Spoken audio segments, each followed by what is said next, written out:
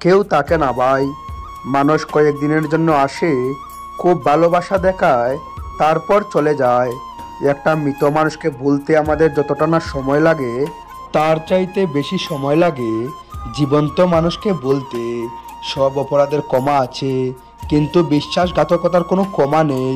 মাঝে মাঝে মন খারাপের কারণ কাউকে বোঝানো যায় না, শুধু ভিতরটা কুড়ে কুড়ে খায়।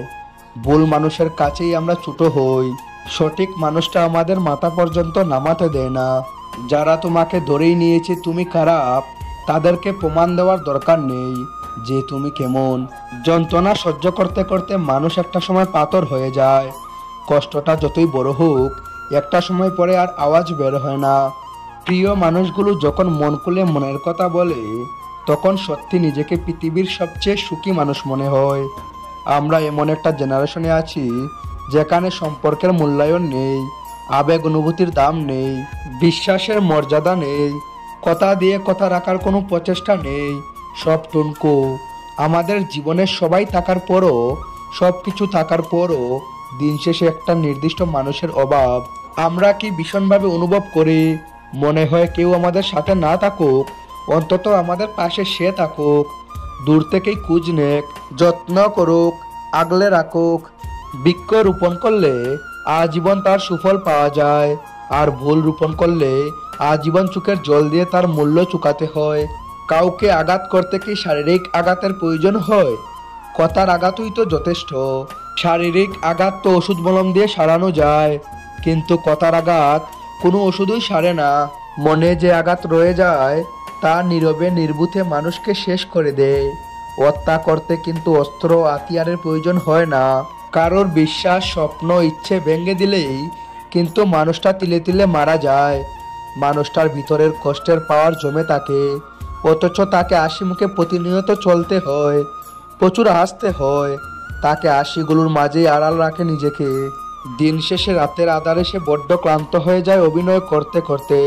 হৃদস্পন্দন বন্ধ হয়ে গেলে সে হয়তো বেঁচে যেত, কিন্তু হৃদস্পন্দন স্বার্থপরের মতো নিজে জীবিত থাকে, আর ইচ্ছেগুলোকে চিরতরে বিদায় করায়।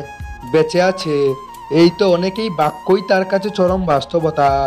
কষ্ট পেতে পেতে খারাপ সময় দেখতে দেখতে আমরা একটা সময় অভ্যস্ত হয়েই পড়ি, খারাপ সময় নিয়ে ভাবি না। কেউ ছেড়ে গেলেও আর কষ্ট লাগে না, কেউ ইগনোর করা শুরু করলে পাত্তা দেয় না, মুড নিয়ে নিজের মতো থাকা শিখে যায়। এই খারাপ সময়গুলো প্রচুর কষ্ট দিলেও ওই খারাপ সময়গুলোই আমাদের মানুষ চিনিয়েছে, স্ট্রং করে তুলেছে। তাই খারাপ সময়ের প্রতি কৃতজ্ঞতা জানাই। আশপাশ থেকে অনেকজন অনেক কথাই বলতে পারে, কিন্তু যার যার অবস্থান, যার যার পরিস্থিতিটা কেবলমাত্র সে ছাড়া কেউ বুঝে না। ওই যে বলে না, যার মাথা তারই ব্যথা। কেউ ইচ্ছে করেই থমকে যায় না, একঘেয়ে হয়ে থাকতে চায় না। সে নিজেও মুড অন করতে চায়, সব বলে আবার হাসি খুশি হয়ে উঠতে চায় আগের মতন, কিন্তু নিজের সাথে, মনের সাথে লড়াই করে পেরে ওঠে না। শত চেষ্টার পরও কোনো এক অদৃশ্য শৃঙ্খল পায়ে বেরির মতো আটকে গিয়ে সামনে এগোতে দেয় না। ভেঙে যাওয়া মানুষগুলোকে বক্তৃতা দেবেন না দয়া করে, এতে করে তাদের ভিতরের আকার দাবালের রূপ নেয়। তারা আরো গভীরভাবে আহত হয়, ভেতরে ভেতরে নিজেকে আরো গুটিয়ে নিতে থাকে সবার কাছ থেকে। সুযোগ হলে তাদের পাশে বসে তাদের কথাগুলোকে মনোযোগ দিয়ে শুনুন, এতে তারা কিছুটা হলেও হালকা বোধ করবে। পারলে তাদের মাথায় হাত বুলিয়ে দিন যত্নের সাথে, যাতে তারা কিছুটা মানসিক তৃপ্তি পায়। ব্যাস এতটুকুই তাদের জন্য আপনার পক্ষ থেকে সবচেয়ে বড় পাওয়া হবে।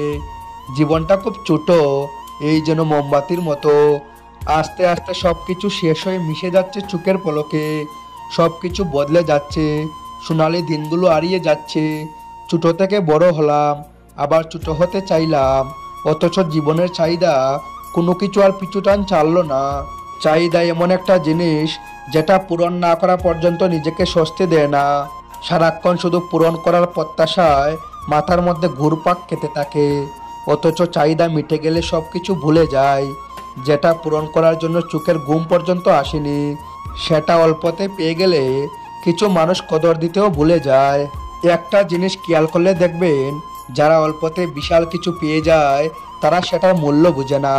মূল্য তো তখনই বুঝে যখন হারিয়ে বসে। হারিয়ে ফেলার পর বোঝার যেমন কোনো মূল্য নেই, তেমনি থাকতে অবহেলা করাতে কোনো মানে নেই। অবহেলা এমন একটা জিনিস যেটা মরণবৃদ্ধির তীব্র যন্ত্রণার মতো কষ্টকর। কাউকে অবহেলা করে কখনো সুখী হতে পারবেন না। মনে রাখবেন, যে টকায় সেও একদিন টকে, পার্থক্য শুধু সময়ের। থ্যাংকস ফর ওয়াচিং অনুকুটি মোটিভেশন। আপনাদের দিন শুভ হোক।